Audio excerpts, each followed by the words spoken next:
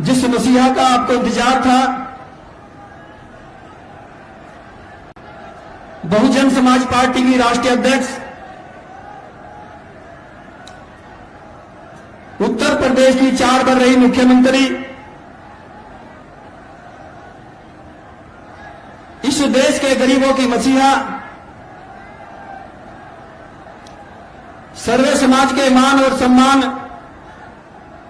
स्वाभिमान का प्रतीक,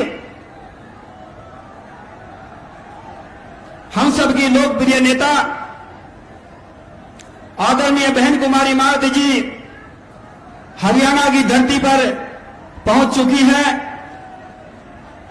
आग्रह करता हूं सभी लोग तालियां बजाकर तालियों की गड़गड़ाहट से स्वागत करें।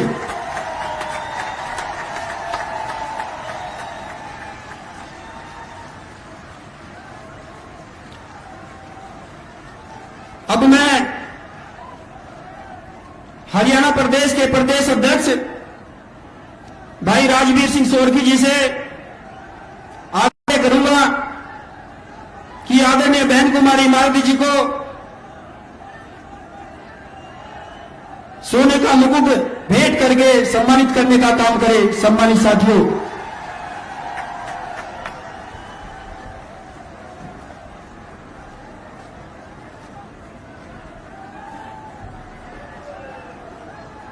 बहन कुमारी मायावती जी जिंदाबाद, बहन कुमारी मायावती जी जिंदाबाद, जिंदाबाद, बहन कुमारी मायावती जी जिंदाबाद, जिंदाबाद, जिंदाबाद। अब मैं बहुजन समाज पार्टी की राष्ट्रीय अध्यक्ष, उत्तर प्रदेश की 4 बार रही मुख्यमंत्री, इस देश के गरीबों की मसीहा आदरणीय बहन कुमारी मायावती जी से निवेदन पूर्वक आग्रह करता हूं कि इस विशाल जनसभा को संबोधित करने का कष्ट करें। आदरणीय बहन कुमारी मायावती जी।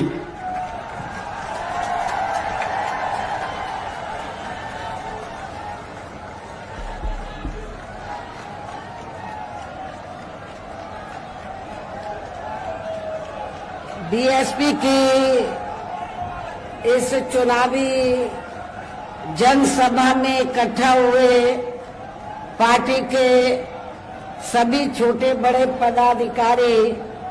एवं कार्यकर्तागण, आज आप लोग देश में व यहाँ आपके हरियाणा प्रदेश में भी लोकसभा के लिए हो रहे आम चुनाव में अपनी पार्टी के उम्मीदवारों के समर्थन में मुझे सुनने के लिए यहाँ इकट्ठा हुए हैं, तो उसके लिए मैं आप सभी लोगों का हार्दिक दिल से आभार प्रकट करती हूँ। वैसे आप लोगों को ये मालूम है कि हमारी पार्टी कांग्रेस, बीजेपी व अन्य किसी भी विरोधी पार्टी के साथ मिलकर नहीं, बल्कि अकेले ही खासकर यहाँ अपने गरीबों, मजदूरों, दलितों, आदिवासियों, पिछड़े वर्गों, मुस्लिम व अन्य अकलियतों के बलबूते पर ही ये चुनाव लड़ रही है। जो इनमें से पार्टी से जुड़े ये लोग अपनी पार्टी के उम्मीदवारों को जिताने में पूरे जी जान से लगे हैं। हालांकि आज आपके यहाँ इकट्ठा हुई भीड़ व भीड़ के जोश को भी देखकर अब मुझे भी ये काफी हद तक भरोसा हो गया है कि इस बार आप लोग इस चुनाव में यहाँ अपने प्रदेश से अपनी पार्टी का बेहतर रिजल्ट जरूर लाएंगे। इसके लिए अब मैं आप लोगों का ध्यान कुछ जरूरी बातों की तरफ दिलाना चाहती हूँ और इस संबंध में विशेषकर मैं कांग्रेस, बीजेपी व इनके अन्य सभी सहयोगी दलों के बारे में ये कहना चाहूंगी कि आजादी के बाद शुरू में केंद्र व देश के अधिकांश राज्यों में भी ज्यादातर सत्ता यहाँ कांग्रेस पार्टी के हाथों में ही केंद्रित रही है, किंतु इनके खासकर दलित, आदिवासी व पिछड़ा वर्ग विरोधी तथा अन्य और मामलों में भी रही गलत नीतियों व गलत कार्य प्रणाली आदि की वजह से ही फिर इस पार्टी को यानी कि कांग्रेस पार्टी को केंद्र व काफी राज्यों की भी सत्ता से बाहर होना पड़ा है तथा यही स्थिति इनकी सहयोगी पार्टियों की भी बनी रही है, जिस कारण ही फिर बीएसपी को बनाने की भी जरूरत पड़ी। और अब पिछले काफी वर्षों से भारतीय जनता पार्टी व इनके सहयोगी दल केंद्र व अधिकांश राज्यों की भी सत्ता में काबिज हो गए हैं। साथ ही इनकी भी ज्यादातर जातिवादी, पूंजीवादी, संकीर्ण, सांप्रदायिक व द्वेषपूर्ण नीतियों एवं कार्य प्रणाली आदि से तथा इनकी कथनी व करनी में भी काफी अंतर होने की वजह से ऐसा लगता है कि इस बार ये पार्टी भी केंद्र की सत्ता में आसानी से वापस आने वाली नहीं है, यानी कि भारतीय जनता पार्टी भी इस बार केंद्र की सत्ता में आसानी से वापस आने वाली नहीं है, बशर्ते यदि ये चुनाव इस बार फ्री एंड फेयर होता है तथा आम चर्चा के मुताबिक वोटिंग मशीनों में भी कोई गड़बड़ी आदि नहीं की जाती है। और वैसे भी इस बार चुनाव में इनकी कोई भी पुरानी व नहीं चल रही नाटकबाजी, जुमलेबाजी व गारंटी आदि काम में आने वाली नहीं है, क्योंकि अब देश की जनता काफी हद तक इस बात को समझ चुकी है कि इनकी पार्टी ने अब तक देश के विशेषकर गरीबों, कमजोर तबकों, मध्यम वर्गीय एवं अन्य मेहनतकश लोगों को जो इन्हें अच्छे दिन दिखाने के असंख्य प्रलोभन भरे वायदे किए हैं तथा अनेकों हवाई व कागजी गारंटी भी दी है, तो उनका जमीनी हकीकत में अभी तक भी इन्होंने लगभग 1/4 हिस्सा भी कार्य पूरा नहीं किया है, बल्कि इसके स्थान पर इनका ज्यादातर समय व ताकत भी जहाँ इनके अपने चहेते रहे बड़े बड़े पूंजीपतियों एवं धन्ना सेठों को ही ज्यादा से ज्यादा मालामाल व धनवान आदि बनाने में तथा उन्हें हर स्तर पर छूट देने व बचाने में ही लगी रही है, जिनके अधिकांश आर्थिक सहयोग से ही ये पार्टी व अन्य पार्टियां भी अपना संगठन चलाती हैं तथा चुनाव आदि भी लड़ाती हैं, जिसका काफी कुछ खुलासा बॉन्ड की आई रिपोर्ट से भी हो जाता है। इस संदर्भ में यहाँ मैं ये कहना चाहूंगी, अभी कुछ दिन पहले तो माननीय सुप्रीम कोर्ट ने बॉन्ड के संबंध में जो रिपोर्ट दी है और जो पेपरों में खबर छपी है, तो आप लोगों को ये मालूम है कि बीएसपी को छोड़कर कांग्रेस, बीजेपी व अधिकांश अन्य विरोधी पार्टियों ने इस देश के बड़े बड़े पूंजीपतियों व धन्ना सेठों से बॉन्ड के जरिए काफी मोटी रकम ली है, जिससे ये अपना संगठन चलाते हैं, चुनाव आदि भी लड़ाते हैं। लेकिन बहुजन समाज पार्टी एक ऐसी पार्टी है जिसने 1 रुपया भी किसी बड़े पूंजीपति व धन्ना सेठ आदि से नहीं लिया। इसलिए हमारी पार्टी जब भी चुनाव होता है, संगठन को चलाने के साथ साथ जब भी छोटा बड़ा चुनाव होता है, तो हमारी पार्टी ना तो संगठन को चलाने के लिए, न चुनाव आदि लड़ाने के लिए किसी भी बड़े पूंजीपति से, धन्ना सेठ से पैसा नहीं लेती है, ये भी आप लोगों को मालूम है। लेकिन हमारी पार्टी अपने कार्यकर्ताओं के जरिए, मेंबरशिप के द्वारा या फिर मेरे जन्मदिन के मौके पर पार्टी के लोगों से थोड़ा थोड़ा धन इकट्ठा करके पार्टी के संगठन को चलाती है, वह चुनाव आदि भी लड़ाती है, ये भी आप लोगों को मालूम है। इसके साथ ही अब ऐसा लगता है कि कांग्रेस पार्टी की तरह ही बीजेपी ने भी केंद्र के तमाम सरकारी जांच एजेंसियों का ज्यादातर राजनीतिकरण ही कर दिया है। इसके अलावा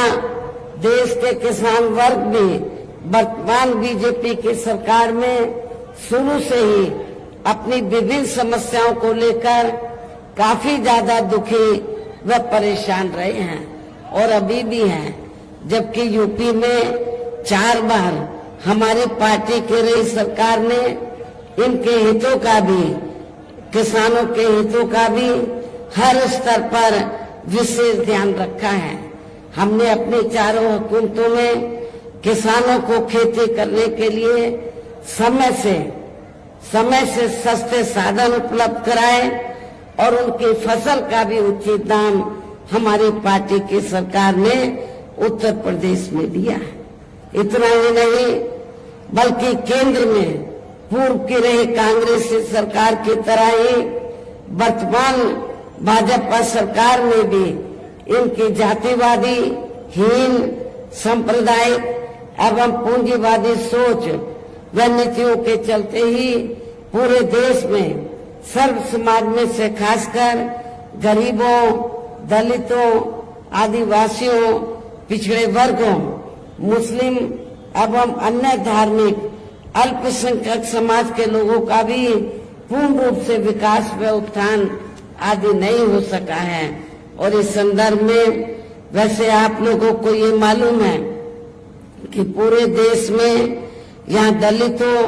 आदिवासियों एवं अन्य पिछड़े वर्गों का सरकारी नौकरियों में वर्षों से अधूरा पड़ा आरक्षण का कोटा भी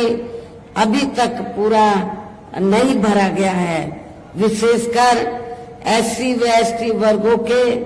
सरकारी कर्मचारियों का पदोन्नति में आरक्षण तो अब काफी हद तक प्रभावहीन ही बना दिया गया है। साथ ही केंद्र व राज्यों में भी विरोधी पार्टियों की रही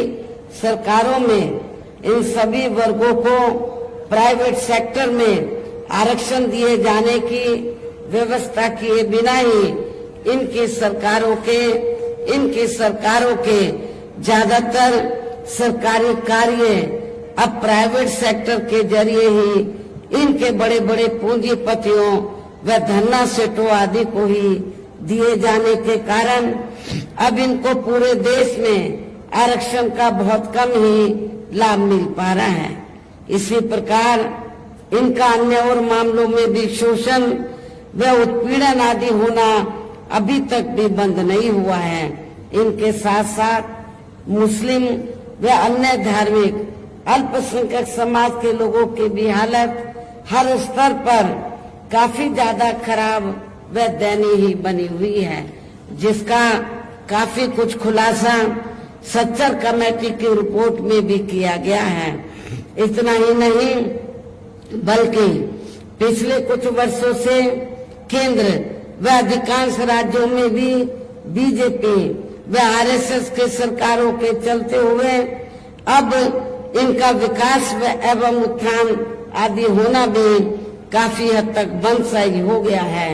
आए दिन इन पर खासकर धर्म की आड़ में हो रही जुल्म जाति भी यह काफी ज्यादा चरम सीमा पर पहुंच चुकी है। इनके साथ साथ अपर कास्ट समाज में से विशेषकर गरीब लोगों की भी हालत हमें कोई खास अच्छी नजर नहीं आती है। इनकी गलत कृषि नीतियों के कारण किसान वर्ग भी आए दिन आंदोलित ही रहता है। साथ ही इनकी गलत आर्थिक नीतियों की वजह से देश की अर्थव्यवस्था पर भी इसका काफी बुरा प्रभाव पड़ा है, जिससे यहाँ विशेषकर छोटे एवं मध्यम वर्गीय व्यापारी वर्ग भी काफी ज्यादा दुखी व परेशान हैं। और अब केंद्र में पूर्व की रही सरकारों की तरह ही वर्तमान भाजपा सरकार में भी यहाँ पूरे देश में गरीबी, बेरोजगारी एवं महंगाई आदि भी लगातार काफी ज्यादा बढ़ रही है। देश में हर स्तर पर फैला भ्रष्टाचार भी कम नहीं हुआ है। ऐसे में अब आप लोगों को देश में हो रहे लोकसभा चुनाव में कांग्रेस, बीजेपी व इनकी सहयोगी पार्टियों को भी केंद्र की सत्ता में आने से जरूर रोकना है, जिनकी गलत नीतियों व गलत कार्य प्रणाली आदि को आप लोग काफी हद तक आजमा भी चुके हैं। और अब ये विरोधी पार्टियां किस्म किस्म के साम, दाम, दंड भेद आदि अनेकों हथकंडे इस्तेमाल करके केंद्र की सत्ता में आने की पूरी कोशिश में लगे हुए हैं, जिनसे अपनी पार्टी के लोगों को हर स्तर पर काफी ज्यादा सावधान रहना है। और इस मामले में विरोधी पार्टियां अपने अपने पक्ष में हवा बनाने के लिए खासकर मीडिया, ओपिनियन पोल व सर्वे आदि का जो बड़े पैमाने पर इस्तेमाल कर रही हैं, तो उनसे भी अपनी पार्टी के लोगों को बिल्कुल भी गुमराह नहीं होना है। इसके साथ ही विरोधी पार्टियों के विभिन्न रूपों में जारी किए गए इनके हवाई व प्रलोभन भरे चुनावी घोषणा पत्रों एवं वायदों आदि के बहकावे में भी पार्टी के लोगों को कतई नहीं आना है, जिन्हें ये पार्टियां चुनाव खत्म होने के बाद ज्यादातर अमल में नहीं लाती हैं। और अब जिन पर से देश की जनता का अधिकांश विश्वास ही उठ गया है, यही खास वजह है कि हमारी पार्टी किसी भी चुनाव में अपनी पार्टी का कोई भी चुनावी घोषणा पत्र आदि जारी नहीं करती है। और वैसे भी हमारी पार्टी किसी भी मामले में कहने में बहुत कम बल्कि कार्य करके दिखाने में ही ज्यादा विश्वास रखती है। और इस बात का सबसे बड़ा सबूत ये है कि उत्तर प्रदेश में 4 बार हमारी पार्टी के नेतृत्व में रही सरकार ने चुनाव में पार्टी के बिना जारी किए गए घोषणा पत्र के ही प्रदेश में आम जनहित में काफी कुछ ऐतिहासिक कार्य करके दिखाए हैं, जिनकी अब देश में अधिकांश पार्टियों की सरकारें काफी नकल भी कर रही हैं। जबकि इस मामले में हमारी पार्टी का ये कहना है कि यदि इन पार्टियों के स्थान पर केंद्र में हमें अपनी पार्टी की सरकार बनाने का मौका मिलता है, तब फिर हमारी पार्टी की बनी सरकार केंद्र में जहां अब तक की रही सभी विरोधी पार्टियों की सरकारों की तरह केवल हवाई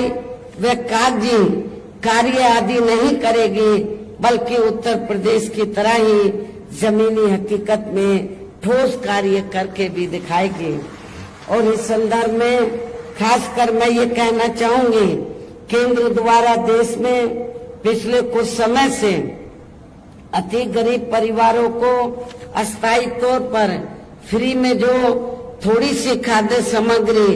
राशन आदि दी जा रही है,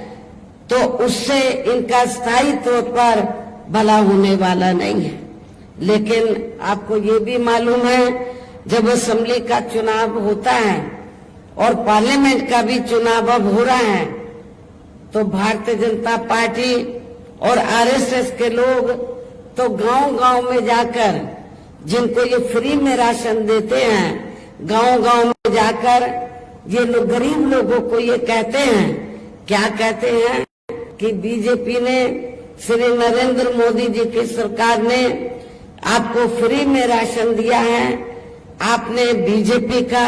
आरएसएस का, श्री नरेंद्र मोदी जी का नमक खाया है, इसलिए आप लोगों को ये अदा करना है। लेकिन मैं आप लोगों को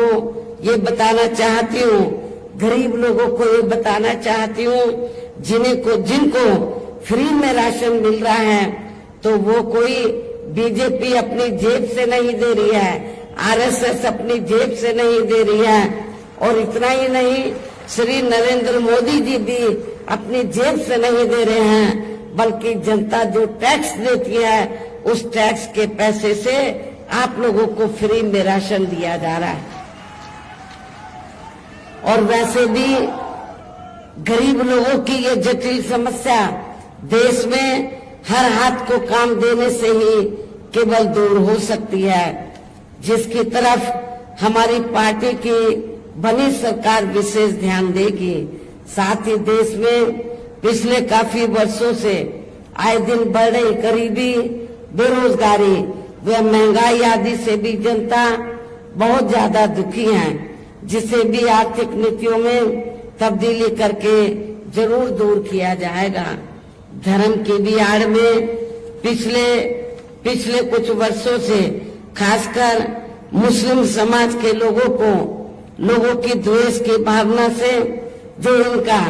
काफी ज्यादा शोषण व उत्पीड़न आदि किया जा रहा है, तो इसे भी जरूर रोका जाएगा। कहने का तात्पर्य ये है कि देश में इस समय हो रहे लोकसभा चुनाव में विरोधी पार्टियों के जारी किए गए उनके हवाई व प्रलोभन भरे चुनावी घोषणा पत्रों आदि के बहकावे में अब यहाँ खासकर देश के अति गरीबों, मजदूरों, बेरोजगारों एवं अन्य जरूरतमंद लोगों को बिल्कुल भी नहीं आना है। और अब इन्हें ऐसी सभी विरोधी पार्टियों को केंद्र की सत्ता में आने से जरूर रोकना है, जिनकी कथनी व करने में काफी अंतर रहा है तथा जिन्हें ये लोग वर्षों से आजमा भी चुके हैं। ऐसे में अब मेरा यही कहना है कि आप लोगों को अपने खुद के